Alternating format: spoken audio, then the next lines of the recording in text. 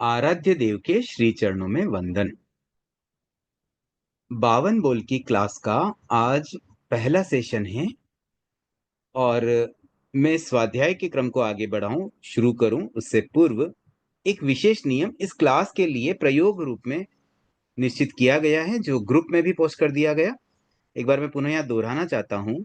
अब तक जो हमारा सिस्टम चलता आया है कि जैसे ही जिज्ञासा आती है हम बीच में हैंड रेज कर सकते हैं, बट यहाँ इस क्लास में अब हम थोड़ा मॉडिफिकेशन करते हैं कि जब एक बार स्वाध्याय का क्रम शुरू होगा तो वो अनवरत चलेगा, मतलब वो कंटिन्यूस चलेगा। बीच में कोई प्रश्नोत्तर नहीं होंगे, बीच में किसी को हैंड रेज भी नहीं करना है और बीच में किसी को अनम्यूट भी नहीं होना है। तो कंटिन्यू फ्लो रहेगा।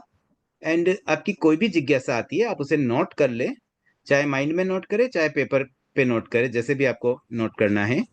और 7:45 पर आप हैंड रेज कर सकते हैं। मान लीजिए 5, 7, 10 जितनी जिज्ञासा है सब एक साथ हाथ खड़े कर लेंगे और बाद में क्रमशः एक एक को पूछा जाएगा। अब हो सकता है वो 7:45 पर ही इमीडिएट शुरू करे या हो सकता है 2, 4, 5 मिनट बाद शुरू करें। जितने हैंडरेज होंगे उसके आधार पर तय होगा।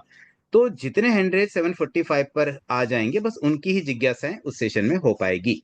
तो 45 मिनट के सेशन में जो कुछ भी आपको पूछना हो आप पहले से नोट करें और एग्जैक्टली 7:45 से 46 के बीच में, मतलब 1 मिनट में सारे हैंडरेज हो जाए तो फिर उसके अकॉर्डिंगली 1 बाय 1 उस समय जिज्ञासा समाधान का क्रम साथ में हो सकेगा। तो ऐसा मुझे कई दिनों से सुझाव भी आ रहा था, तो आज सोचा है कि इस क्लास में हम इसको इम्प्लीमेंट करें। तो हम प्रारंभ करते हैं पहला सेशन 52 बोल का। देखिए 52 बोल में कुल 52 बोल है और उसका जो कंटेंट है ना, उसका बेस क्या है, मतलब क्या उनमें किन चीजों की प्रधानता है, उसकी विषय वस्तु क्या बनती है, उस पर एक पहले छोटी सी चर्चा करते हैं और उस विषय वस्तु से संबंधित कुछ पहले प्रारंभिक बातें भी करेंगे। Then we start with the bowl. तो सबसे पहले तो देखिए 52 बोलों में मूल बात जो आती है वो है आत्मा, कर्म और भाव। इन तीन बातों पर सबसे ज्यादा फोकस है, मतलब कोई पर्टिकुलर चीज में आत्माएं कितनी, भाव कितने, उस पर एनालिसिस। जैसे 9 तत्वों में से प्रत्येक तत्व में आत्मा कौन सी है, फिर उसमें भाव कौन सा है। तो ये जो आत्मा क्या, भाव क्या, कर्म को भी थोड़ा हम समझ लेते हैं। तो ये तीन चीजें अगर बेसिकली समझ लें तो मुझे लगता है कि बाद में 52 बोल करना थोड़ा इजियर हो सकता है। इसके अतिरिक्त आत्मा, कर्म, भाव, तीन शब्द तो ये हो गए, प्लस 6 द्रव्य, 9 तत्व और 14 गुण स्थान, इनको भी हम समझेंगे। और जैसा कि मैंने पहले भी कहा था कि मैं जब कोई सेशन शुरू करता हूं तो उसमें पूर्व तैयारी की आवश्यकता प्राय नहीं रहती है। अगर आपका पहले कुछ पढ़ा हुआ है तो अच्छी बात है, न भी पढ़ा हो तो एकदम फ्रेश रूप से जो शुरू कर रहे हैं उनके लिए भी ये क्लास उपयोगी बने, उसका विशेष ध्यान रखा जा सकेगा। तो अब मैं शुरू कर रहा हूं। सबसे पहले हम 6 द्रव्य को समझते हैं। 6 द्रव्य कौन कौन से हैं, बहुत संक्षिप्त में ही, बहुत ज्यादा डीपली नहीं जाएंगे, बट उतना बेसिक कि भी हम अगर कभी चर्चा करेंगे जहां जैसे किसी बोल में कि 6 द्रव्य में कौन, अब ये शब्द आया तो 6 द्रव्य क्या है पहले वो तो पता हो। तो ऐसे प्राय आप सबको पता ही होंगे, लेकिन फिर भी मैं संक्षिप्त में पुनः एक बार बताना चाहता हूं। 6 द्रव्यों में धर्मास्तिकाय, अधर्मास्तिकाय, आकाशास्तिकाय, काल, पुद्गल और जीवास्तिकाय। अब देखिए इसमें धर्म के साथ अस्तिकाय जोड़ा जाता है, जीव के साथ भी अस्तिकाय जोड़ा जाता है। मान लीजिए अस्तिकाय न जोड़े और केवल जीव बोले तो भी चलता है। तो धर्म भी कह सकते हैं, धर्मास्तिकाय भी कह सकते हैं, क्योंकि बोलने में दोनों शब्द पॉपुलर है। तो कई बार किताबों में कहीं धर्म आ जाए तो हम धर्म को धर्मास्तिकाय सापेक्षता से समझ सकें भी, यहां पर अगर 6 द्रव्य वाली धर्म की बात आ रही है तो धर्मास्तिकाय ही है। तो एक तो ये जहां अस्तिकाय शब्द आ रहा है ना, अस्तिकाय का मतलब होता है प्रदेशों का समूह, जिसमें प्रदेश हो, प्रदेशों का एक ग्रुप हो, वो अस्तिकाय बन जाता है। जैसे जीव, तो जीव तो एक है, वैसे तो हम कहते हैं भी ये जीव है, अनंत जीव है, ऐसे मैं भी एक जीव हूं और भी कितने कितने जीव है यहाँ पर। तो जीव तो जीव ही हुआ, फिर उसमें अस्तिकाय क्यों? क्योंकि वो जो जीव है ना वो बना कैसे है, वो बना है प्रदेशों से। अगर उस जीव के अवयवों को हम खोलें भी उसमें क्या क्या है, हमें तो पूरा उसका एनालिसिस करना है, तो उसमें असंख्य प्रदेश हैं। तो असंख्य प्रदेशों का समूह इसलिए वो कहलाता है अस्थिकाय। तो जीवास्थिकाय का मतलब एक जीव जो असंख्य प्रदेशों से युक्त है। तो ऐसे ये एक जीव को भी जीवास्थिकाय कह सकते हैं। और अगेन जीवों की भी ग्रुपिंग कर लें तो वह भी जीवास्थिकाय में ही आ जाएगा। तो जितने जितने जीव है सब जीवास्थिकाय में आ जाएंगे। इसी प्रकार से पुद्गलास्थिकाय, तो पुद्गल भी ऐसे ही होते हैं। पुद्गल जो होते हैं वो एक परमाणु का भी पुद्गल हो सकता है और अगेन बहुत सारे पार्टिकल्स का भी हो सकता है। तो जो स्मॉलेस्ट पार्टिकल होता है दैट इज प्रदेश। तो यही चीज जीव के लिए भी है, यही पुद्गल के लिए, और सेम चीज धर्मास्थिकाय, अधर्मास्थिकाय और आकाश के लिए। तो 5 द्रव्यों में तो अस्थिकाय शब्द आता है। एक काल में अस्थिकाय नहीं आता, कालास्थिकाय कभी नहीं कहते। तो उसका कारण क्या होता है कि काल में कोई ऐसे फिजिकल प्रदेश नहीं है। काल एक काल्पनिक द्रव्य, एक इमेजिन हमने किया भी। जैसे अभी समय, अभी कुछ हो रहा है, फिर 1 सेकंड बाद, 2 सेकंड बाद, 1 मिनट बाद, 2 घंटे बाद, अलग अलग समय में अलग अलग चीजें होती है। जैसे अभी मैं क्लास में बैठा हूँ, 1 घंटे बाद में मैं कुछ और कर रहा हूँ। तो ऐसे उस बात को बताने के लिए भी ये पहले किया हुआ था, मतलब पास्ट को फ्यूचर को समझने के लिए बस काल को एक इमेजिनेशन के रूप में बनाया गया है। बट एक्चुअल ऐसा कोई द्रव्य नहीं है जो जिसमें प्रदेश हो, जो उसमें बहुत सारे ऐसे प्रदेशों का झुंड हो। वैसा कोई फिजिकल एंटिटी या फिजिकल उसकी एग्जिस्टेंस नहीं कह सकते। तो यहां पर जो द्रव्यों की बात आती है ना, उसमें धर्मास्तिकाय अधर्मास्तिकाय दोनों लगभग सेम होते हैं। लगभग सेम का मतलब उनकी साइज, उनमें नंबर ऑफ प्रदेशों की संख्या, सब कुछ सेम है। लोकेशन भी सब दोनों की एक जैसी है, पूरे लोक में फैले हुए हैं समान रूप से। एक मेजर डिफरेंस जो है उसके कार्य में है कि भाई धर्मास्तिकाय का रोल क्या होता है कि जो जीव और पुद्गल गतिमान होते हैं ना, तो उनकी गति में मानो वो हेल्पफुल बनता है, एक एनवायरनमेंट देता है उन्हें जहां पर वो फ्रीली फ्लो कर सके, गति कर सके। दूसरा अधर्मास्तिकाय, उसमें यही चीज को थोड़ा एक डिफरेंट फंक्शन है कि जैसे गति हो रही है ना, वैसे चीजों को रोकना भी जरूरी नहीं, तो गति ही करते रह जाएंगे। तो गति होना, रुकना, दो कार्य होते हैं। तो दोनों के लिए अलग अलग दो द्रव्य हैं। एक है धर्मास्तिकाय जो गति में सहायक है, एक है अधर्मास्तिकाय जो रोकने में सहायक है। और ये दोनों ही पुद्गल और जीव, इन दो की ही एक्चुअली गति होती है। बाकी धर्मास्तिकाय खुद गति नहीं करता है, न अधर्मास्तिकाय गति करता है, न आकाश गति करता है। ये तीन तो बिल्कुल स्थिर है। और काल तो काल्पनिक द्रव्य है, तो फिजिकल कुछ है नहीं, तो उसमें गति की बात ही नहीं है। ऐसे हम भले कहते काल गति कर रहा है, समय बीत रहा है, बट वो एक अलग तरह की गति, भी फिजिकल मोमेंट उनका नहीं होता है। तो धर्मास्तिकाय, अधर्मास्तिकाय, आकाशास्तिकाय ये स्थिर है, एक ही जगह पर है। धर्मास्तिकाय या धर्मास्तिकाय की साइज है लोक के जितनी। लोक होता है 14 रज्जु लंबा, और ऐसे अलग अलग जगह पे नीचे से 7 रज्जु, बीच में कहीं 1 रज्जु, कहीं 5 रज्जु, ऐसे अलग अलग उसकी चौड़ाई। वैसा एक शेप आपने देखा होगा, सुना होगा। उस आकार का जो लोक है उतना बड़ा धर्मास्तिकाय और उतना ही बड़ा अधर्मास्तिकाय। और उनमें प्रदेशों की संख्या होती है असंख्य। आकाशास्तिकाय ये भी स्थिर द्रव्य है, लेकिन ये साइज में थोड़ा बड़ा है। कितना बड़ा? लोक के बाहर भी है। बाहर कितना? कहां तक? अनंत तक, हर दिशा में अनंत। तो रियल अनंत है आकाश के प्रदेश, उसका कोई अंत ही नहीं होगा। तो उतना बड़ा आकाश है जिसमें से एक पार्ट जो लोक में आ जाता है उसको कहते हैं लोकाकाश।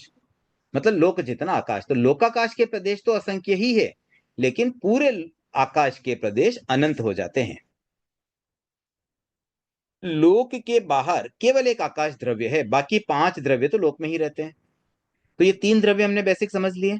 अब हम जीवास्तिकाय और पुद्गलास्तिकाय की बात करें तो जीव यानी कि आत्मा, चेतना और ये ऐसे जो जीवास्तिकाय होते हैं ना, वो एक जीव, प्रत्येक जीव मतलब जितने जीव है टोटल, तो अनंतानंत जीव है संसार में। वैसे अनंतानंत में से किसी एक जीव की बात करें तो उस एक जीव में असंख्य प्रदेश हैं। कितने असंख्य? जितने धर्मास्तिकाय में हैं, जितने अधर्मास्तिकाय में हैं, जितने लोकाकाश में हैं। इन 3 में प्रदेशों की संख्या समान है, और वही सेम प्रदेशों की संख्या एक जीव में भी होती है। तो ये असंख्य प्रदेश वाली 4 चीजें हो जाती है।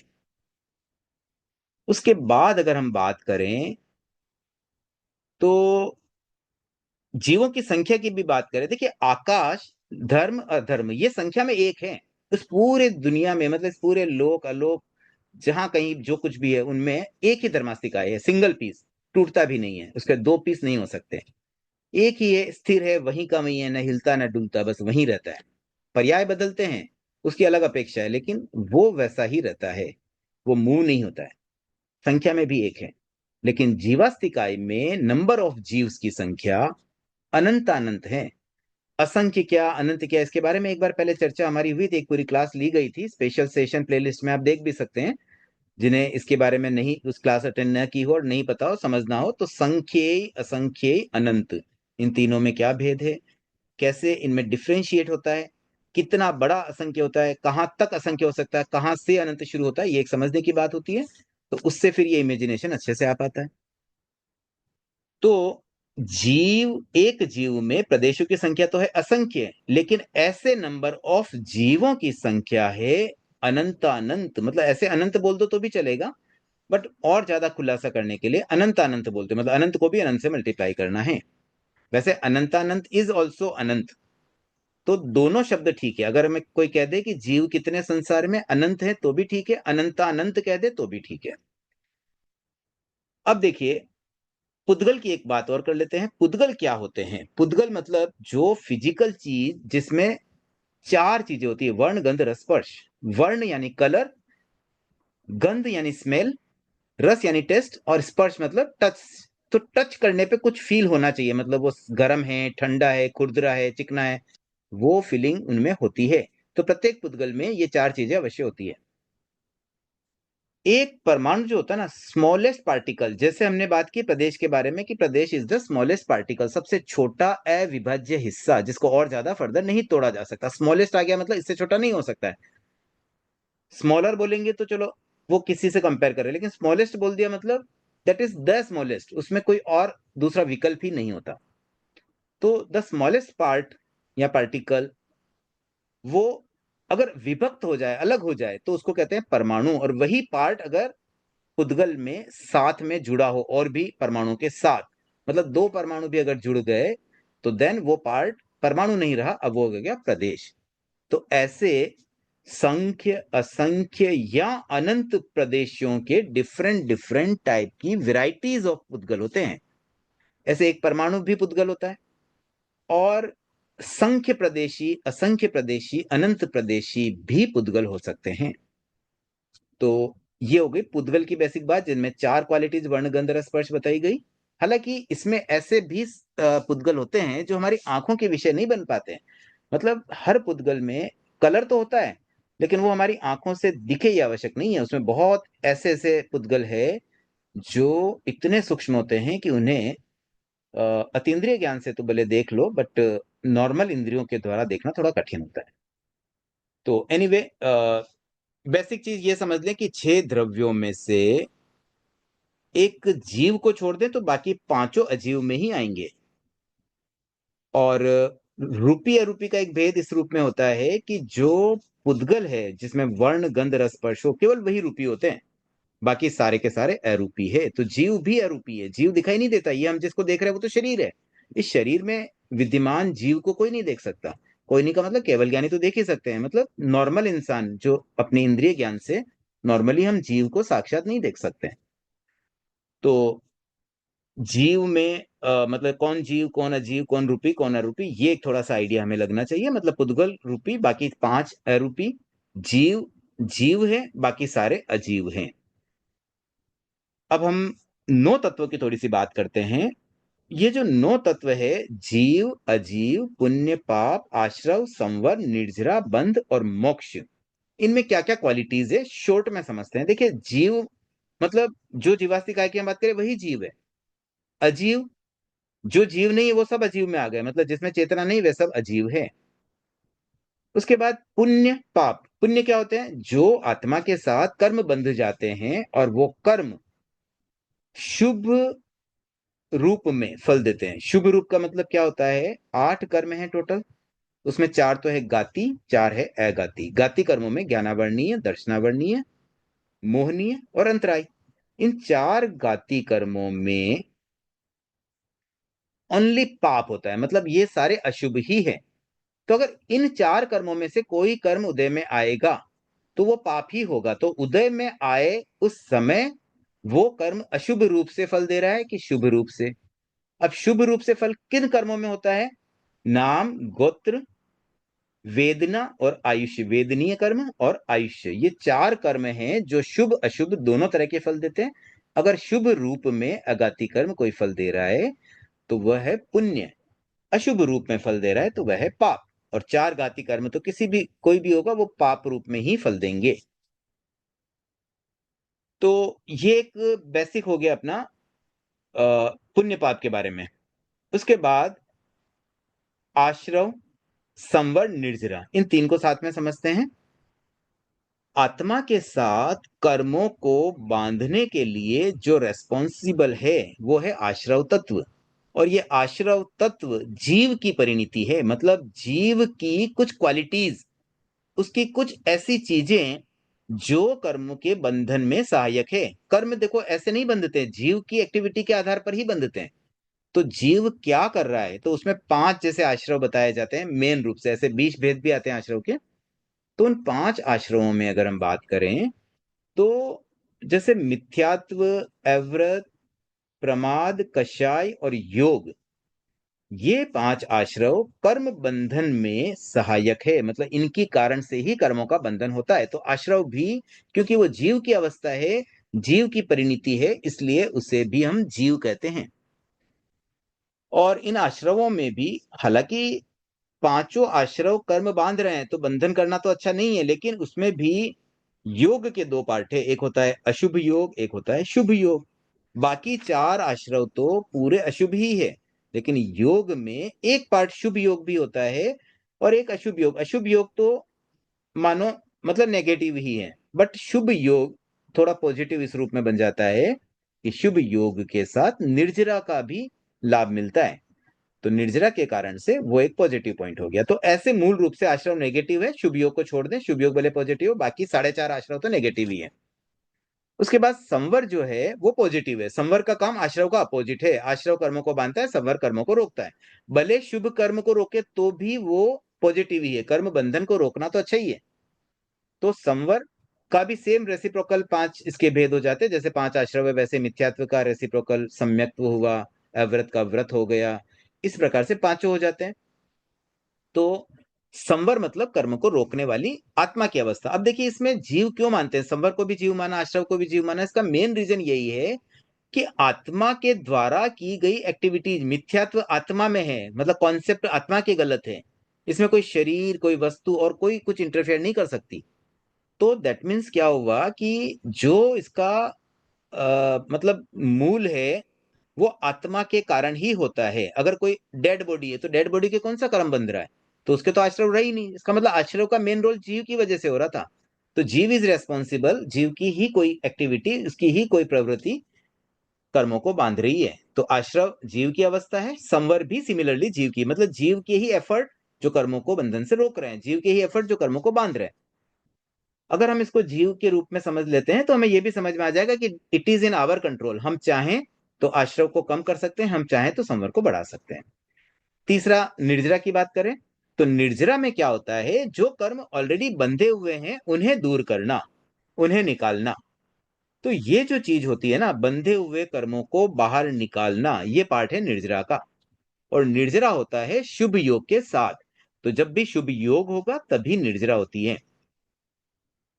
उसके बाद बंध और मोक्ष दो और बसते हैं। बंध का मतलब कर्म का बंधना, और मोक्ष का मतलब जीव की कर्म मुक्त अवस्था, मतलब विदाउट एनी कर्म, जब हमारी सोल एकदम प्योर हो जाती है, तो जिसमें कोई भी इम्प्योरिटी कर्मों वाली नहीं रहेगी, तो वो अवस्था ही मोक्ष कहलाती है।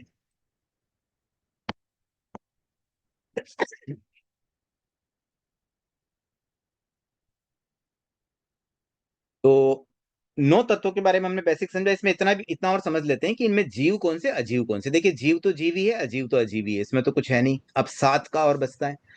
तो इसमें देखिए आश्रव, संवर, निर्जरा, मोक्ष, ये चार तो है जीव। और अब बचे क्या है, पुण्य, पाप और बंध, तीन बचे। तो ये तीन हो गए अजीव। तो ऐसे नौ तत्वों में कुल पांच जीव हो जाते हैं, जीव, आश्रव, संवर, निर्जरा एंड मोक्ष। अजीव के 4 पार्ट क्या हुए? पहला तो अजीव है, दूसरा हो गया पुण्य, पाप और बंध, तो ये 4 हो गए अजीव। तो 9 तत्वों में जीव अजीव का भेद भी आना जरूरी है, क्योंकि जब हम आगे बोल करेंगे ना तो उसमें कई जगह ऐसी बातें आ सकती है जो हमें मतलब ये क्लियरिटी होने से ही समझ पाएंगे कि भाई कौन सी चीज जीव है, कौन सी अजीव है। कोई जीव में पाने वाली चीज है तो हम उसको पुण्य के साथ में कुछ लिखें तो उसका मतलब ही नहीं है, क्योंकि ये तो अजीव चीज है। तो ये हमने 6 द्रव्य 9 तत्व की शॉर्ट में बात की है। प्रश्न आपके जो भी रहे आप नोट करते रहें। 745 पर आप हैंड रेज कर सकते हैं। अब थोड़ी सी बात हम करते हैं आत्मा की। आत्मा के 8 प्रकार बताए गए हैं। तो बेसिकली एक जीव जो मैंने बात की असंख्य प्रदेशी वाला, वो तो एक ही आत्मा है, उसको हम कहते हैं द्रव्य आत्मा, जो फिजिकल आत्मा है। बट उस आत्मा की डिफरेंट डिफरेंट क्वालिटीज या डिसक्वालिटीज, मतलब उसकी जो प्रॉपर्टीज है अलग अलग, और कोई प्रॉपर्टी कब एक्टिव हो कब न हो ये भी पॉसिबल है। मतलब सारी क्वालिटी हमेशा रहे ये भी जरूरी नहीं है। कुछ क्वालिटी ऐसी होती है जो हमेशा रहेगी, जैसे उपयोग आत्मा। तो जीव सदैव उपयोग करता है, इसलिए उपयोग आत्मा हमेशा है। लेकिन कषाय आत्मा कभी है कभी न है, वीर्य आत्मा कभी है कभी न है। तो ऐसे अलग अलग आत्माएं मानो पर्याय के रूप में समय समय पर बदलती भी रहती है। तो 8 प्रकार की जो आत्माएं हैं, द्रव्य आत्मा, योग, द्रव्य के बाद कषाय, योग, उपयोग, ज्ञान, दर्शन, चारित्र और वीर्य, ये 8 आत्मा के जो प्रकार हैं, ये मोटे रूप से किसी एक आत्मा की क्वालिटीज को किसी अपेक्षा से हाईलाइट करने के लिए 8 पॉइंट बना दिए गए। बट इसके अलावा और भी पॉइंट हो सकते हैं। अगर और कोई पॉइंट हो जो इन 8 में समाहित ना हो तो उसके लिए एक शब्द आता है अनेरी आत्मा, मतलब अदर। अदर मतलब एनीथिंग अदर देन दीज 8, वो सब एक अलग कैटेगरी हमने बना दी मिसक्लीनियस की। तो मिसक्लीनियस हो गई अनेरी आत्मा। तो कई हमारी इन बोलों में कहीं अनेरी आत्मा शब्द भी आ सकता है, जहां पर हमें और कोई आत्मा में हम कोई किसी को क्लासिफाइड नहीं कर पा रहे हैं, तो we will put it in अनेरी आत्मा। तो आत्मा के बारे में बस जैसे नाम है थोड़ा बहुत तो आपको पता ही होगा। एक ब्रीफ वापस कर दूं कि द्रव्य आत्मा इज ए फिजिकल जो आत्मा होती है, जीव जो प्रदेश असंख्य प्रदेशों से बनी हुई, वो फिजिकल आत्मा तो हो गई द्रव्य आत्मा जो सब जीवों में एक जैसी है। उसके बाद कषाय आत्मा तब होती है जब मोहनीय कर्म का उदय हो। योग आत्मा कब होती है? जब जीव योग कर सके, उसमें योग करने की क्षमता हो। तो ये 1 से 13 गुण स्थान तक रहता है। 14वें गुण स्थान के बाद 14वां गुण स्थान एवं सिद्ध अवस्था, ये अयोग की अवस्था हो जाती है, तो वहां योग आत्मा नहीं रहती है। उसके बाद उपयोग आत्मा सभी जीवों में ऑलवेज रहेगी, चाहे कोई संसारी जीव हो या कोई मोक्ष गया हुआ सिद्ध जीव हो, दोनों में ऑलवेज उपयोग तो रहता ही है। उपयोग तो मानो एक बेसिक गुण है, एक समय भी बिना उपयोग के कोई जीव नहीं रह सकता है। देन ज्ञान आत्मा उस जीव में मानी जाती है जिसमें सम्यक्त्व हो। दर्शन आत्मा उस जीव में मानी जाती है जिसमें कोई ना कोई दृष्टि हो, चाहे वो सही समझे चाहे गलत समझे या मिक्स समझे, तो ये भी सब जीवों में होती है। चारित्र आत्मा उन जीवों में होती है जो महाव्रती होते हैं, जो जीवन भर के लिए पापकारी प्रवृत्ति का त्याग कर लेते हैं, जैसे साधु, तो उन्हें हम कहते हैं चारित्र आत्मा। और वीर्य आत्मा उन जीवों में उनमें होती है जो कुछ एफर्ट कर सके। तो ये भी जैसे सिद्धों में वीर्य आत्मा नहीं मानी जाती है, मतलब वो कुछ करते ही नहीं और उनको करने की जरूरत भी नहीं है। बाकी गुण स्थानों तक संसारी आत्माओं में वीर्य आत्मा मानी जाती है। तो ऐसे बेसिक अपने आत्मा का समझ लिया। अब देखिए ऐसे आपको लग रहा होगा बहुत क्विकली जा रहे हैं, फास्ट फास्ट जा रहे हैं, लेकिन ये बहुत कल एक परिचय के रूप में शॉर्ट में बता रहा हूं। आगे जब हम बोल करेंगे तब उन बोल की अपेक्षा से इसका जो अतिरिक्त मतलब समझना होगा, उस रिलेटेड जो एक्स्ट्रा बातें हैं वो तब हम और कर लेंगे। अभी तो मानो एक परिचय के रूप में कुछ कुछ शब्दों से मैं परिचय करवा रहा हूं, जो शब्द हमारे आगे बहुत काम आएंगे इस पूरे थोकड़े में। उसके बाद एक बात मैं भाव की ओर करना चाहता हूं। 5 भाव होते हैं, और भाव कहां से आते हैं? देखिए भाव है ना, ये जीव की अवस्था होती है, जीव के द्वारा जनरेटेड होते हैं। जीव में कैसे जनरेट होते हैं कि आत्मा है, उस आत्मा के साथ में कर्म जुड़ते हैं या अलग होते हैं। कर्मों के डिफरेंट डिफरेंट रूप आते हैं, जैसे कोई कर्म उदय में आया, या कोई कर्म हमने क्षय कर दिया, किसी को निर्जरित कर दिया। तो ऐसे डिफरेंट डिफरेंट स्टेजेज पर जो जीव में परिणाम आता है, उससे उनके जो कर्म के संयोग वियोग से जो जो भी मतलब उससे रिजल्ट आ रहा है, वो भाव होते हैं। तो ऐसे कुल 5 भाव होते हैं। एक है उदय भाव, एक है क्षयोपशम भाव, एक है क्षायिक भाव, एक है औपशमिक भाव। और अंतिम है पारिणामिक। ये पारिणामिक भाव तो मानो सब में होता है, कोई जीव हो या अजीव हो। अजीव में भी जो भी परिणति हो रही है, परिणति का मतलब परिणमन, रिजल्ट आना, कोई चीज से कोई चीज बनना, मतलब एक पर्याय से दूसरे में जब भी कोई मूव करेगा तो कुछ तो रिजल्ट आ ही गया। जैसे मान लीजिए पानी का बर्फ बना, तो बर्फ इज द रिजल्ट। पहले पानी था, अब नाउ रिजल्ट इज आइस। तो ऐसे डिफरेंट डिफरेंट परिणाम अजीव में भी होने से पारिणामिक भाव तो सभी अजीवों में भी होता है, जीव में भी होता है। बाकी चार भाव केवल जीवों में होते हैं, और वो होते हैं कर्मों के कारण। तो अब जैसे कोई कर्म जीव के बंधा हुआ है, वो उदय में है, तो उस उदय के कारण से औदायिक भाव आ जाएगा। अगर कोई कर्म उसका क्षयोपशम होता है, तो उस क्षयोपशम से कारण कारण से क्षयोपशमिक भाव आ जाएगा। और किसी कर्म का अगर उपशम होता है तो औपशमिक भाव आएगा, और इसी प्रकार से क्षय होने पर क्षयिक भाव।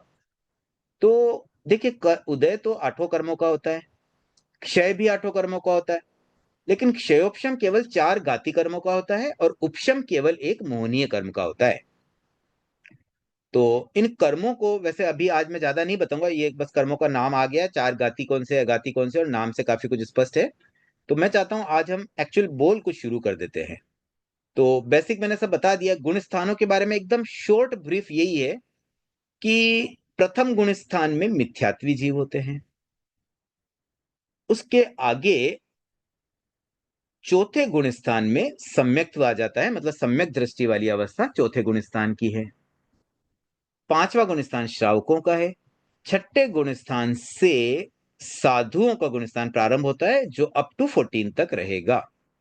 और इसके पहले बीच में जो गुणस्थान रह गए हैं, उसमें दूसरा गुणस्थान सम्यक्त्व के छूटने की अवस्था का अंतिम समय सास्वादन सम्यक दृष्टि गुणस्थान होता है। और तीसरा जो गुणस्थान है वो सम्यक और मिथ्यात्व के बीच की स्थिति है, जहां संशय के कारण से जीव क्लियरिफाई नहीं कर पाता है कि मैं अपनी श्रद्धा किस रूप में रखूं, मैं इसे मानूं या न मानूं। तो वो जब चिंतन चलता है, संशय चलता है, तब तक की एक टेम्पररी अवस्था होती है तीसरे गुण स्थान की। तो ये जो गुणस्थान है, अब जैसे आगे आएंगे उसके अकॉर्डिंगली हम इसको और डिटेल में जितनी रिक्वायरमेंट होगी उतना समझते रहेंगे, क्योंकि हमारा बेस विषय ये नहीं है। बस मुझे कुछ शब्दों का एक ब्रीफ करना था, तो वो मैंने किया। तो हमने आज 6 चीजों का थोड़ा ब्रीफ किया: 6 द्रव्य, 9 तत्व, 8 कर्म, 5 भाव, 8 आत्मा प्लस एक अनेरी आत्मा, एंड 14 गुण स्थान। अब हम 52 बोल शुरू करें उससे पहले एक बोलों का भी एक ब्रीफ में और करना चाहता हूं भी, बोल किस रूप में। जैसे 1 से 6 जो बोल है ना, उसमें आत्मा के बारे में बात है, 8 आत्माओं से रिलेटेड कुछ कुछ बातें आएगी। उसके बाद में 7 से 10 बोल वो 9 तत्वों से रिलेटेड है। उसके बाद 11 से 13 उदय के बोलों से रिलेटेड, उदय के कुल 33 बोल होते हैं, उसकी चर्चा उस बोल में हम कर लेंगे। उससे रिलेटेड 11 से 13 है। फिर 9 में कौन, 6 में कौन, 9 तत्वों में कौन, मतलब किसी चीज की बात करेंगे भी, इनमें 9 तत्वों में ये कहाँ कहाँ फिट होता है, किस किस भेद में ये आता है, 6 द्रव्यों में ये कहाँ कहाँ आता है। तो इस तरह की बातें। 14 से 17 में कुछ है। उसके बाद 18 और 19 नंबर बोल में कर्म और भाव का आपस में कुछ संबंध है, और कर्म कर्म का गुणस्थान से संबंध और भाव का गुणस्थान से संबंध है। उसके बाद पुण्य पाप की कुछ बात 20 में आएगी, छोटा सा बोल है बिल्कुल। फिर गुण स्थान से संबंधित 21 से 23 है। भाव आत्मा 6 में कौन, 9 में कौन, ये मेन चीज है। मतलब 5 भाव में कहाँ कहाँ इसके भाव बैठते हैं, 8 आत्मा में कौन कौन सी है, 6 द्रव्यों में कौन सी, 9 तत्वों में कौन सी, किसी एक चीज को ले लिया। फिर उस पर उसमें ये 4 अपेक्षाओं से उस पर चर्चा। ये इस टाइप के बोल है 24 से लेके 34 तक, और उसके आगे 38 से 45 भी ऐसे ही बोल है, 49 और 51 भी उसी टाइप का है। इसके बीच में जो कुछ बोल है ना, जैसे 35 नंबर 12 व्रत से संबंधित है, 36 नंबर निज गुण की एक छोटा सा बोल है, दो दो तीन पंक्ति का। फिर आत्मा और भाव का रिलेशन आपस में 37 में है। गुण स्थान का शरीर से संबंध 46 में, मतलब किस गुण स्थान में कितने शरीर हो सकते हैं। दंडक और लेश्या इनका रिलेशन 47 बोल में है। अजीव और लोक का 48 में है। परिशों की बात आती है 50वें बोल में। और 52वें बोल में 9 तत्व के 112 बोल जो भेद है उसकी चर्चा होती है। तो ये एक बोलो का मैंने मानो एक इंडेक्स जैसा आपको प्रस्तुत किया। अब हम एक्चुअल बोल को स्टार्ट करते हैं। तो ये अब तक हमारी सारी भूमिका चल रही थी। मैं चाहता हूं एक दो बोल तो हम कर ले कम से कम, ताकि आज के लिए कुछ स्टार्ट हो जाए। तो 52 बोल में पहला बोल, मैं सबसे पहले तो स्क्रीन शेयर कर लेता हूं ताकि आप स्क्रीन पर बोलों को देख भी सकें। ठीक है, पहला बोल है, 8 आत्मा में कर्मों की कर्ता कितनी, रोकता कितनी, तोड़ता कितनी। इस प्रश्न को पहले समझ लेते हैं। 8 आत्मा में, आत्मा के 8 भेद तो हमने समझ लिए, द्रव्य, कषाय आदि आदि। अब उनमें से हमें बताना है, क्या क्या बताना है, 3 चीजें हमें डिफाइन करनी है। पहली चीज है कर्मों की कर्ता। कर्मों की कर्ता का मतलब क्या, कर्ता यानी करने वाला। तो कर्मों को कैसे करते हैं, तो कर्मों को बंद करने वाला। इसका मीनिंग क्या हुआ कि आत्मा के साथ कर्म जो जुड़ रहे हैं ना, तो कौन जोड़ रहा है भाई, कर्म कैसे जुड़ रहे हैं, कौन जोड़ता है, तो हु इज रेस्पॉन्सिबल, किन में से, 8 आत्मा में से, 8 आत्मा में से कौन कौन सी आत्मा या कौन कौन सी आत्मा की अवस्थाएं जो कर्मों की कर्ता बनती है, या यूं कह दे जिनके कारण से कर्मों का बंधन होता है। ये हो गया हमारा पहला प्रश्न। दूसरा प्रश्न है रोकता कितनी। रोकता का मतलब आत्मा की कौन सी अवस्थाएं हैं जो कर्म बंधन को रोकती है, यानी कि संवर। कर्ता मतलब हो गया आश्रव, रोकता मतलब संवर, और तोड़ता कितनी, तोड़ता का मतलब हो गया निर्जरा। तो ये आश्रव, संवर, निर्जरा का ही एक अलग शब्द रूप हो गया। देखिए, शब्दों का अर्थ समझना जरूरी है। कई बार क्या होता है ना, परीक्षा में कोई प्रश्न आ गया, अब वो उत्तर आता है लेकिन वो शब्द में अटक जाता है, ये कर्ता क्या होता है, कर्ता तो समझ में नहीं आ रहा, कर्ता पढ़ा नहीं था। अब ये अगर पता चल जाए भी कर्म बांधने वाला कौन सी अवस्थाएं हैं आत्मा की, तो बहुत ईजी आ जाए। तो मीनिंग ध्यान में होना बहुत जरूरी है, फिर हम प्रश्न का उत्तर अपने दिमाग से दे पाएंगे। नहीं तो फिर क्या होता है, रट्टा याद किया हुआ रट्टा है, तब तो हम वैसे के वैसे लिख देंगे, और वो एकदम मिस हो गया तो फिर गया, फिर मेरे को तो याद ही नहीं आया एग्जाम में। तो याद करना ही क्यों है, मीनिंग समझ लो, समझ लिया तो समझ के आंसर भी लिख देंगे। तो इन 3 प्रश्नों के उत्तर इस रूप में आते हैं कि कर्ता आत्मा 3 बताई गई है, कषाय, योग और दर्शन। कैसे हुई भैया, देखिए, कषाय का संबंध मोहनीय कर्म से है, और मोहनीय कर्म के उदय से कषाय मिलते हैं। तो ये जो कषाय का उदय है ना, वो 2 चीज करता है। एक तो जीव में मिथ्यात्व, तो जो पहला आश्रव है मिथ्यात्व, वो कषाय के कारण ही हो रहा है, तो इसलिए कषाय तो हो ही गई कर्ता में। फिर दर्शन की बात करूं अगर, तो दर्शन में भी क्या हुआ, मिथ्या दृष्टि भी है, सम्यक भी है, मतलब इसमें तीनों प्रकार के दृष्टिकोण आ जाते हैं। तो अगर कोई मिथ्यात्वी है तो फिर उसका तो दर्शन क्या हो गया, एक तरह से दर्शन आत्मा में आश्रव का पार्ट भी आ ही गया। और योग, योग तो स्वयं आश्रव है, 5 आश्रवों में योग आश्रव भी है। तो इस तरह से कषाय, योग और दर्शन, 8 आत्माओं में से ये 3 आत्माएं कर्ता का रोल करती है, मतलब इनके कारण से कर्मों का बंधन होता है। या यूं कह दें कि जीव की वो अवस्था जब ये 3 प्रकार की आत्माएं एक्टिवेट है, तभी वह कर्म का बंधन कर पाता है। तो अब दर्शन आत्मा में भी मिथ्या दृष्टि, उसके वजह से बंधन होता है, मतलब पूरी दर्शन आत्मा नहीं, पर दर्शन आत्मा का ही पार्ट है मिथ्या दृष्टि होना, इसलिए। तो कषाय, योग, दर्शन, ये 3 हो गई हमारी कर्ता आत्मा। उसके बाद रोकता आत्मा। तो रोकता आत्मा का मतलब होता है संवर, और संवर से रिलेटेड 8 आत्माओं में केवल एक चारित्र आत्मा है। तो चारित्र मोहनी की ये जो प्रकृति है, ये चारित्र एक तरह से पॉजिटिव है। ये उन लोगों में आती है जो महाव्रती होते हैं, मतलब साधुओं के लिए बात कही गई है। तो महाव्रती साधु जो चारित्रवान है, मतलब उनका पापकारी प्रवृत्ति का त्याग है।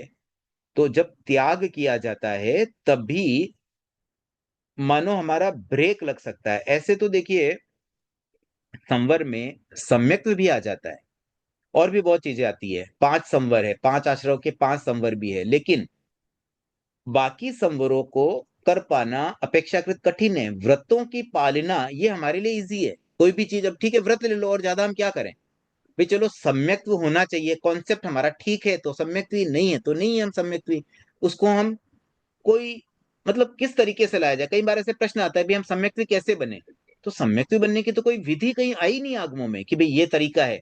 अब व्रत लेने की तो विधि आई है कि भाई ऐसे हाथ जोड़ के त्याग कर लो, कि भाई मेरे सूर्योदय तक ये त्याग है, या ऐसे त्याग करने के तो बहुत मेथड भी आते हैं, सामायिक लेते हैं, सामायिक का पाठ भी आ जाता है।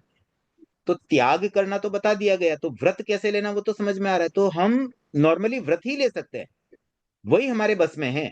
बाकी कषायों से भी फ्री होना या योग से भी फ्री होना, ये हमारे बस में नहीं है कि मैं अगर सोच लूं भी नहीं मेरे को 1 मिनट के लिए योग से फ्री होना है, या 10 मिनट के लिए मुझे कषायों से फ्री होना, नहीं हो सकता है। कषाय का उदय को कोई रोक नहीं सकता है। कोई साधु भी हो ना, वो भी 10 गुण स्थान तक तो उनके भी कषाय का उदय है, 10वें गुण स्थान तक तो कहने का मतलब कि व्रत लेना अपेक्षाकृत आसान है। भी हमने कोई व्रत ले लिया, भी मेरे इस चीज का त्याग है और वो फिर हम नहीं करें, तो ये तो बहुत आसान है। तो इस रूप में एक चारित्र आत्मा ही इस कैटेगरी में आती है जो रोकता, कर्मों की रोकता बन सकती है। और कर्मों की तोड़ता में योग को लिया गया। क्यों लिया? क्योंकि शुभ योग से निर्जरा होती है, और निर्जरा के लिए कोई 8 आत्माओं में अलग भेद नहीं है, तो एक योग आत्मा ही तोड़ता आत्मा है। तो यह हमारा हमारा पहला बोल। अब दूसरे बोल की तरफ आगे बढ़ते हैं। अगर देखिए मेरी आवाज क्लियर ना हो या आपको स्क्रीन शेयरिंग में कुछ स्पष्ट नहीं दिखता है, तो उसके लिए आप कोई एक जन बोल सकते हैं बीच में, कोई प्रॉब्लम हो तो। बाकी अभी जिज्ञासाओं के लिए हैंड रेज नहीं करने हैं। दूसरा बोल है, 8 आत्मा में द्रव्य जीव कितनी, भाव जीव कितनी। ये द्रव्य और भाव, ये दो शब्द का मतलब क्या होता है? द्रव्य का मतलब होता है फिजिकल एंटिटी। कोई भी चीज जो फिजिकल होती है वो द्रव्य रूप में है। और कोई भी चीज जो आत्मा से जुड़ी हुई रहती है, मतलब आत्मा से जुड़ती है, तो वहां पर ऐसे आत्मा भी दिखती नहीं है, और उसमें जो फीलिंग्स है उनको भी हम देख नहीं पाते हैं। तो आत्मा में जो अवस्थाएं बनती है, उससे जो भाव बनते हैं, उससे रिलेटेड चीजें वो भाव में आ जाती है। तो सामान्यतया द्रव्य फिजिकल होती है और भाव मानो सोल से रिलेटेड होती है। तो अब जीव की ही बात करें तो द्रव्य जीव तो एक है 8 आत्माओं में। द्रव्य आत्मा एक तो है द्रव्य जीव जो फिजिकल जीव है। बाकी भाव जीव मतलब जीव की डिफरेंट डिफरेंट स्टेजेज, उनकी डिफरेंट डिफरेंट अवस्थाएं, उनके डिफरेंट डिफरेंट पर्याय, ये होती है भाव आत्मा।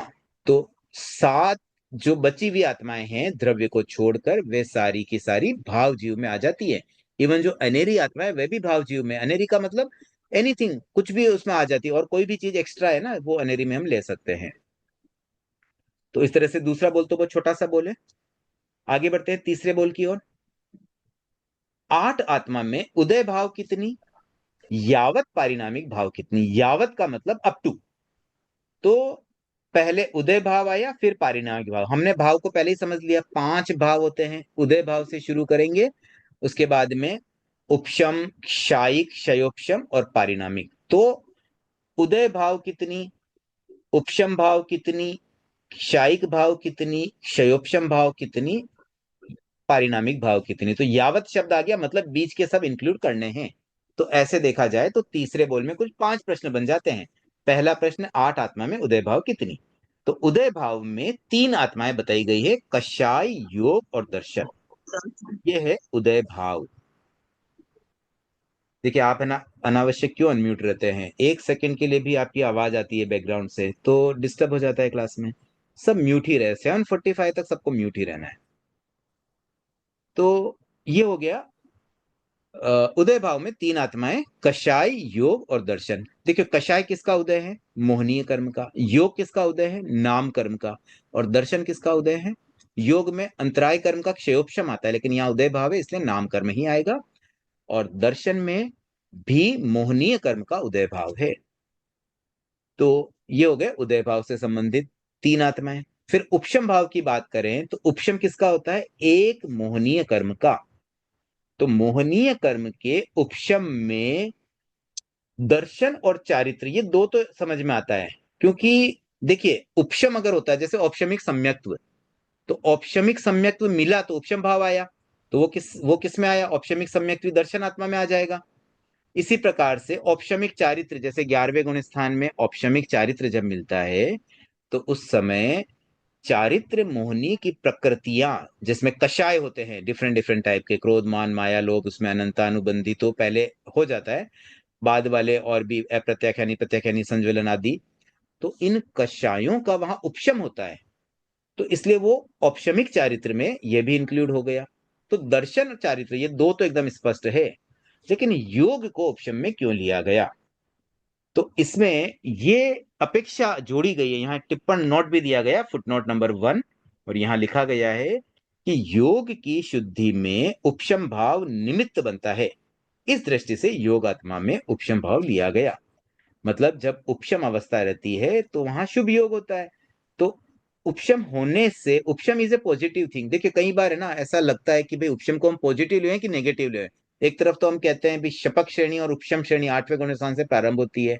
शपक श्रेणी से जाने वाला जीव तो 12वें गुण स्थान में जाकर के मोक्ष चला जाता है, और उपशम श्रेणी वाला जीव 11वें गुण स्थान में जाकर के वापस नीचे आ जाता है।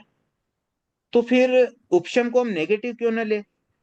इससे तो यही लग रहा है ये तो नेगेटिव चीज है। लेकिन उपशम इज प्योरली पॉजिटिव चीज। क्यों पॉजिटिव है? कि जितनी समय मोहनीय कर्म का उपशम रहता है वो समय तो सकारात्मक ही है, वो बहुत पॉजिटिव है। तो उपशम होना बुरी बात नहीं है। बस बुरी बात इसमें बुराई यही है कि ये शॉर्ट टर्म हो रहा है, लंबे टाइम क्यों नहीं हो रहा है?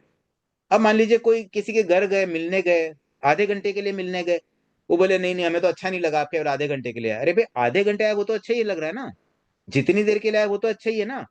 ठीक है, हम लंबे नहीं रुक पाए, उस चीज की तकलीफ है ना आपको, तो एक्चुअली आना थोड़ी हमारा गलत हुआ, आना तो आपको अच्छा ही लगा। हम ज्यादा देर रुकते तो आपको और अच्छा लगता। तो इसका मतलब उपशम खराब नहीं था, लेकिन प्रॉब्लम ये थी कि उपशम ज्यादा देर टिका नहीं, अब वापस चला गया तो चला गया, जब तक रहे तब तक अच्छा लगा। तो ऐसे उपशम भाव अपने आप में बहुत बढ़िया है, सकारात्मक है। तो ऐसे भावों में भी अगर हम बात करें तो उदय भाव तो है नकारात्मक, नेगेटिव है, अच्छी चीज नहीं है। लेकिन उपशम, शायिक और क्षयोपशम ये तीनों अच्छे भाव है। और पारिणामिक में तो अच्छा बुरा कुछ है ही नहीं भाई, जो है वो तो दिखा देता है। परिणामिक भाव तो ये बता रहा है कि समथिंग इज चेंज्ड, कुछ परिवर्तन हुआ है। Now this is the new new new thing, ये न्यू परिणमन ये हुआ, पहले ऐसा था अब ऐसा हो गया, तो जो नया रिजल्ट आया वो दिखा देता है। अब वो अच्छा भी हो सकता है, बुरा भी हो सकता है। तो मूल बात, उदय भाव एक नेगेटिव होता है, कर्म का उदय ये तकलीफ देता है, क्योंकि कोई भी कर्म उदय में आ रहा है ना, तो वही एक प्रॉब्लम वाली बात है। तो बाकी तो उपशम ओवरऑल अच्छा ही है। तो अब देखिए, योग की स्थिति में उपशम भाव निमित्त बनता है, ये बात यहां पर आई है। देखिए फिर किसी ने अनम्यूट कर दिया है, कांता जी ऐसे ध्यान रखिए, अभी अनम्यूट आपके किसी को नहीं करना है। जिसकी जिज्ञासा हैंडरेज करे, और सफिशिएंट हैंडरेज होंगे तब। अब एक जिज्ञासा है तो maybe I will start by 7:55, तब तक हमारी क्लास चलती रहेगी। तो जिसकी जितनी जिज्ञासा है पहले हैंडरेज सब करके रखे, ताकि उसके अकॉर्डिंगली आई कैन डिसाइड कि मुझे कब क्लास को ब्रेक करना है और जिज्ञासा समाधान शुरू करना है। तो मैं इस बोल को तो एक बार कंप्लीट कर ही दूं, तब तक देख लेंगे कितने हैंडरेज होते हैं। तो उपशम भाव में योग क्यों आया, इसकी बात इस आधार पर समझना है, इसमें यही अपेक्षा जोड़नी है कि अगर उपशम भाव होता है तो उसमें योग की शुद्धि, मतलब योग की शुद्धि से उपशम भाव आता है। कोई भी उपशम भाव कब आया भी? योग शुद्ध है, तो योग शुद्धि का रोल होने से योग आत्मा को भी इसमें लिया गया है। फिर क्षायिक और क्षयोपशम भाव। अब देखिए, क्षयोपशम चार कर्म का ही होता है, घाती कर्म जो चार है, और क्षय आठों कर्मों का होता है। तो उस अपेक्षा से देखें तो इसमें छह आत्माएं आ जाती हैं, केवल द्रव्य और कषाय को छोड़ा गया है। क्योंकि कषाय मूल में उदय भाव है, वो क्षय या क्षयोपशम से आता ही नहीं। जैसे कोई सिद्ध सब कर्मों का क्षय कर गया तो उनके कषाय कहाँ रहता है? कषाय तो होता ही नहीं है। तो कषाय तो तभी होगा जब उदय भाव हो, इसलिए कषाय को तो छोड़ देंगे। और प्लस द्रव्य आत्मा ये तो परमानेंट है, शाश्वत है, मतलब पहले भी थी, कोई कर्म उदय में आए क्षय हो तो भी उससे कोई फर्क नहीं पड़ रहा। वो द्रव्य आत्मा तो द्रव्य आत्मा वैसी की वैसी है, इसलिए द्रव्य आत्मा में भी कोई परिवर्तन नहीं है, उसका भी कोई क्षायिक भाव नहीं है। तो इन दो को छोड़ करके बाकी सब में इफेक्ट आएगा। जैसे मान लीजिए उपयोग आत्मा की बात करें तो उपयोग किससे होता है? ज्ञान और दर्शन से। तो अब जैसे सिद्धों में भी उपयोग है तो उनके क्षयिक भाव है कि ज्ञानावरणी का क्षय हुआ इसलिए उपयोग कर पा रहे हैं। इसी प्रकार से हमारे भी उपयोग हो रहा है, तो हमारा क्यों उपयोग हो रहा है? क्योंकि हमने ज्ञानावरणी का क्षयोपशम किया। तो क्षयोपशम और क्षय इन दोनों में ये आ जाती है, ज्ञानावरणीय दर्शनावरणीय। तो उसके आधार पर हमारा ज्ञान आत्मा आ गई, उपयोग आत्मा आ गई। फिर दर्शन आत्मा को भी इसमें इसलिए लिया गया क्योंकि यह भी जैसे सम्यक्त्व आया तो वो भी तो क्षयोपशम भाव है ना। क्षयोपशमिक सम्यक्त हुआ तो, या क्षायिक सम्यक्त हो तो क्षायिक भाव भी हो सकता है। तो दर्शन आत्मा वहां भी आ रही, जैसे उपशम भाव में आई वैसे ही क्षायिक और क्षयोपशम भाव में भी आ जाएगी। तो ऐसे बाकी सारी आत्माएं इस रूप में हम चेक करेंगे तो सारी फिट हो जाती है। अब पारिणामिक भाव सभी आठों आत्मा में होती है, ये तो सभी आत्माओं में भी होगी, अजीव में भी होगी, इसमें कुछ सोचने की जरूरत नहीं होती, बहुत सिंपल है ये पारिणामिक भाव।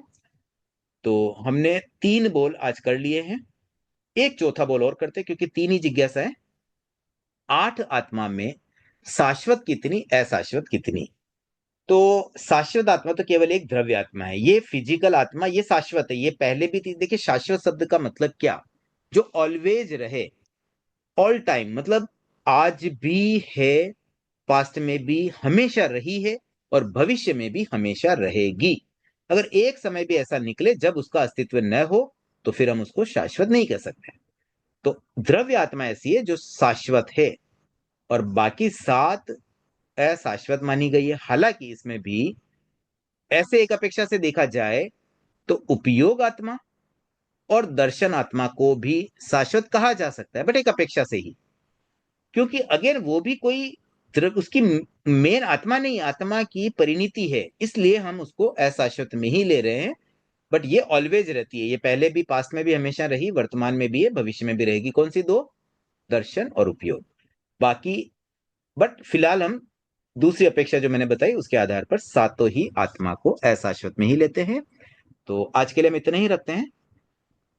चौथा बोल हमने कर लिया है, पांचवें बोल से कल प्रारंभ कर सकेंगे। अब जिज्ञासाओं के क्रम में सबसे पहले ज्योति जी। ज्योति जी आप म्यूट है, पहले आप अनम्यूट करें। इसका पीडीएफ मिलेगा क्या? अच्छा, हाँ, पीडीएफ में अभी कुछ देर में ग्रुप में पोस्ट कर दूंगा। ओके, धन्यवाद, क्योंकि मेरे पास में किताब नहीं है, हाँ, इसीलिए कोई बात मुझे। नहीं, मैं कर देता हूँ, छोटा ही है, आप प्रिंट आउट भी ले सकते हैं, इजीली हो जाएगा। ओके, धन्यवाद। भारती जी। अंकल जय जिनेन्द्र। अंकल मुझे ना ना एक तो ना दो क्वेश्चन पूछने हैं कि ऐसा क्यों डिसाइड हुआ कि ना इतने सारे द्रव्य होंगे, और अलग इतना द्रव्य क्यों समझना पड़ा? अपन जैसे सिंपल नहीं कर सकते कि हाँ हमको ये कर्म काटने हैं, हमको ये पाप नहीं करना है? इतना क्यों किया देखो तत्व का भारती डिसाइड? जी, आप है ना, जैसे बोर्न हुए, आप कैसे बोर्न हुए, क्यों आ गए, आप कहाँ से आए, क्या है आपका अस्तित्व, ये सब हमारे हाथ में नहीं था। हम तो आ चुके हैं, अब एक खेल चल रहा है संसार में, एक बहुत बड़ा एक प्ले चल रहा है, उसका हम तो एक छोटा सा हमारा एक रोल दे दिया। अब हम क्वेश्चन करें कि ये डायरेक्टर कौन है, उसने ऐसी स्टोरी क्यों लिखी? अब ये चला आ रहा है सदियों से, हम तो बस इसका एक पार्ट है। ऐसे हमारे जैसे अनंत अनंत जीव इस संसार में है जो इस प्ले में है। मानो हम एक खेल खेल रहे हैं, बहुत बड़ा गेम चल रहा है, उस गेम के हम इससे मतलब एक पार्ट है।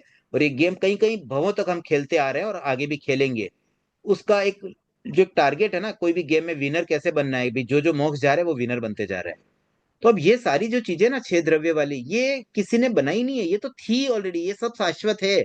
हम तो जो है उसकी स्टडी कर रहे हैं, न किसी ने क्रिएट किए, कुछ भी क्रिएट किया हुआ नहीं है, ये सब शाश्वत है, मतलब था अनादिकाल से। अब हम अगर कहें कि ये सूरज क्यों पूर्व से उगता है, तो ये उगता आ रहा है, हमेशा से उगता आया है और आगे भी ऐसे ही उगता रहेगा। सूरज का उगना, दिन होना, रात होना, ये सब चीजें कैसे, मतलब अनादिकाल से चले, इसका कोई पीरियड थोड़ी है कि भाई ये 100 साल पहले या 100 करोड़ साल पहले या इतने साल, 1 लाख करोड़ साल पहले शुरू हुआ। तो जैसे ये दिन रात शाश्वत है ना, वैसे ये पूरी दुनिया शाश्वत है, और ये छह द्रव्य एक्चुअल है। अब ज्ञानियों ने जान करके हमें बता दिया भाई, this all the situation is there, और हम उसके अकॉर्डिंगली उनको बस समझ रहे हैं, दैट्स इट। अच्छा। और है ना वैसे ही सिमिलर ही है कि ना जैसे आत्मा एक है और उसकी अलग अलग अवस्था को डिफाइन कर रहे हैं, तो फिर मेरे मेरे क्वेश्चन आता है कि क्यों आत्मा है ना, बस ठीक है। हाँ, बस ठीक है, सही बात है। इसको अगेन स्टडी की अपेक्षा से भी हम चीजों को समझने के लिए कि क्या काम करने जैसा है, क्या नहीं करने जैसा। देखिए, 52 बोल के बारे में एक बात और कहना चाहूंगा। हम आत्मा हैं, हमारे कर्म चिपकते हैं, उसकी वजह से अलग अलग भाव आते हैं, और अंतिम लक्ष्य हमें मोक्ष जाना है। तो ये सारी चीजें 52 बोल में मैक्सिमम चीजें हमसे प्रैक्टिकली हमारे काम की चीजें हैं। तो टू अंडरस्टैंड द थिंग्स कि हम क्या गलत कर रहे हैं, क्या सही कर रहे हैं, हमें देखो दो ही चीज करनी है। एक तो किसी चीज को सही ढंग से समझना, मतलब हमारे हम्म। कॉन्सेप्ट सही हो जाए कि हम जो जैसा है उसको वैसा समझ ले, इस दुनिया में एक्चुअली क्या सच्चाई है, उस रियल ट्रुथ को समझना। That is one part. और दूसरा होता है कि समझने के बाद में जो सही है वो करना, मतलब हम वो टास्क करें जो एक्चुअल सही हो। कई बार हम गलत टास्क करके हम समझते नहीं यार मैं सही कर रहा हूँ, गलत हो रहा हूँ, मुझे समझ में नहीं आ रहा है, या हम कोई गलत काम करके भी उसको सही समझ रहे हैं।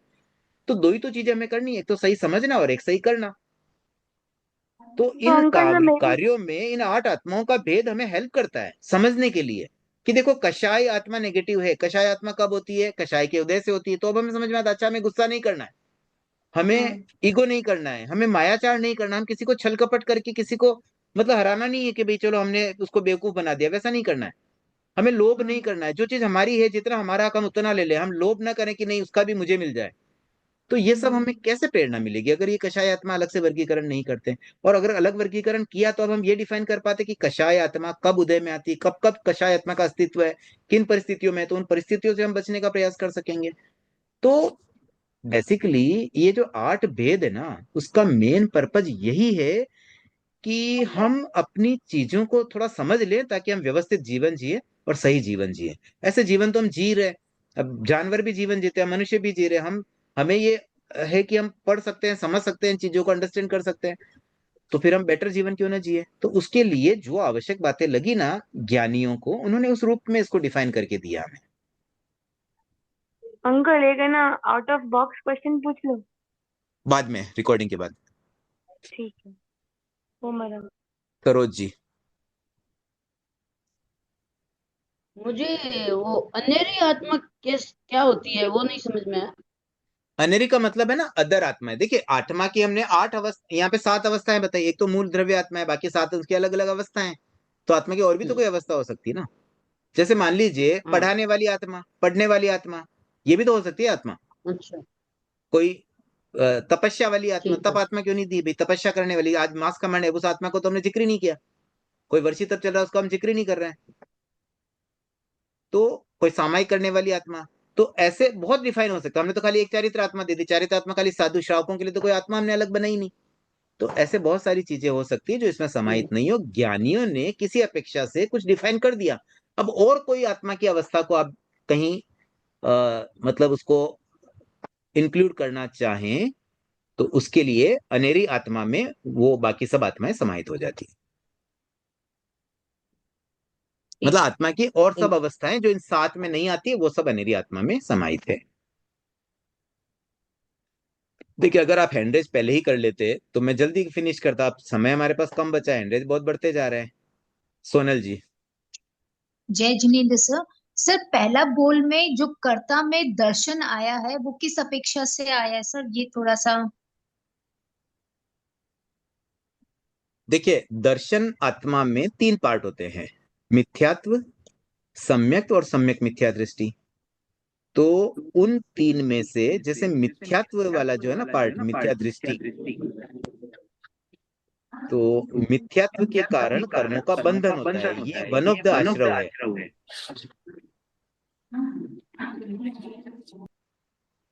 आवाज एको।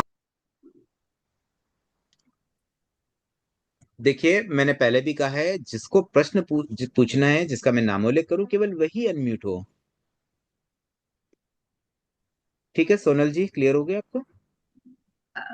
Yes sir.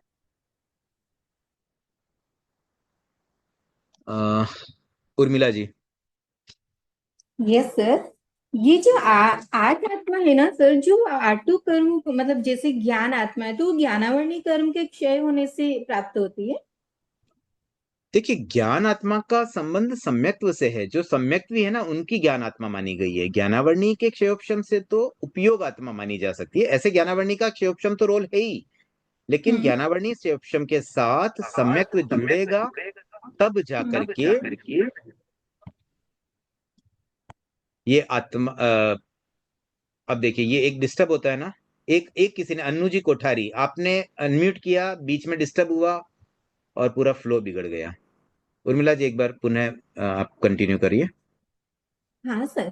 मतलब ये जो आठ आत्मा है ना, तो वो आठों कर्मों के मतलब से रिलेटेड है ना। जैसे जैसे ज्ञान है, ज्ञान आत्मा है नहीं तो नहीं, 8 आत्मा का ज्ञानावरणी। संबंध 8 कर्मों से नहीं है, अलग अलग अपेक्षा से है। Okay okay. भारती जी आपका हो गया। प्रसन्न देवी। देखिए ये अनु कोठारी के नाम से कौन है? एक बार आप कुछ बोलिए, वहां से अपना नाम बताइए, कहाँ से आप हैं? अनु कोठारी, आप बार बार म्यूट अनम्यूट हो रहे हैं।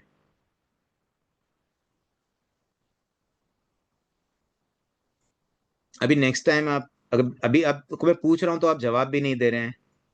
बोलिए, अभी अनम्यूट हुए हैं आप। देखिए अगर आपका कोई रिप्लाई नहीं आ रहा है तो मैं आपको एग्जिट कर दूंगा फिर। तो आप एक बार रिप्लाई कर दीजिए, आप कहाँ से हैं और ऐसा क्यों हुआ है, आपसे गलती से हुआ है तो आप एक्सेप्ट करके आगे नहीं करेंगे उतना बोल दीजिए।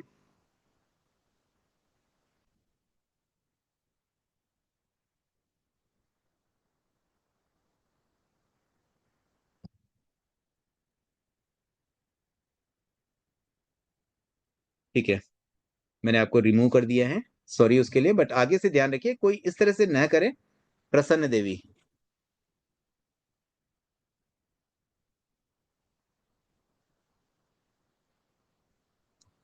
जिसका नामोल्लेख होता है ना, वो थोड़ा तत्पर रहे अनम्यूट करने के लिए। आपको पता है आपने एनरेज किया है तो आपको कभी भी नाम बोला जाएगा।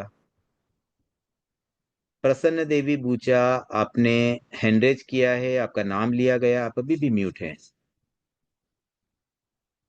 प्रीति जी आप बोलिए। सर, जो ये क्षायिक और क्षायोपशमिक भाव है, तो इसमें कसाई आत्मा को भी छोड़ा गया है। जब क्षय आठों कर्मों का ही होता है तो मोनीय कर्म का भी क्षय होता है, तो इसमें कसाई आत्मा को क्यों छोड़ा? तो क्षय होने से कषाय आत्मा होती है क्या? कषाय आत्मा तो तब होगी ना जब क्षय न हो, उदय हो। तो क्षय हाँ हो गया हाँ। तो फिर तो कषाय आत्मा होने का सवाल ही नहीं रहा। अच्छा ठीक है, अब समझ में आ गया। भारती जी। अंकल रिकॉर्डिंग में पूछ लो। अच्छा, आपका बाद में एक बार हैंड लोअर कर दीजिए ना, बाद में हैंड वापस कर सकते हैं। हाँ अंकल। प्रसन्न देवी आपका कोई प्रश्न है? ठीक है, तो आज का सेशन यहीं पर एंड कर रहे हैं, और सेकंड सेशन में आगे के जो बोल आगे कंटिन्यू कर पाएंगे। और जिज्ञासाओं का क्रम कल से वैसे ही रहेगा, मतलब 7:45 के बाद आप एक्स्ट्रा जिज्ञासा पूछ सकते हैं। 45 मिनट जो फर्स्ट रहेंगे उसमें लगभग हम कंटिन्यू लेक्चर का ही क्रम रखेंगे।